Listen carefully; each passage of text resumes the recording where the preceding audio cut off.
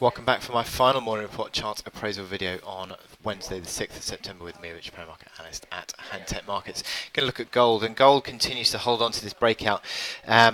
We saw that gap higher on Monday. Now, I spoke about gap analysis yesterday, filling gaps and closing gaps, two completely different outcomes there. And now we have seen this gap filled. That gap from 1328.80 returned to fill the gap, but then closed above the gap. That's bullish. That is a bullish move, and we've seen the market sort of continuing higher today. You've got momentum indicators which are strong across the board, 78 on the RSI. I'm not looking at this RSI as being historically stretched. I'm saying this is very strong momentum. You've got the MACD lines accelerating, stochastics also.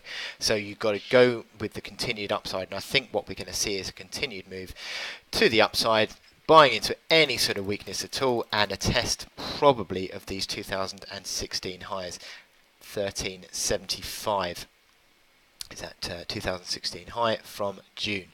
Now before that you've got this September high 1352.60, and then a little high of 1367, but to be honest I think 1375 is well within reach of this run higher. Certainly if this sort of continued safe haven drive into the market and dollar under pressure, there's no real reason why this market should stop, and I think the market is continuing to push higher. So you look at the hourly chart and you see that filling of the gap, pushing higher, support found, and building momentum again. Around 40 on the RSI seems to be supportive, around neutral on the MACD lines. Again, stochastics beginning to turn higher, MACD lines beginning to bottom out. This looks as though this little dip back from yesterday's high, 1344, seems to have been bought into, and that's likely to be tested at some stage in due course. So all looks good for gold at the moment.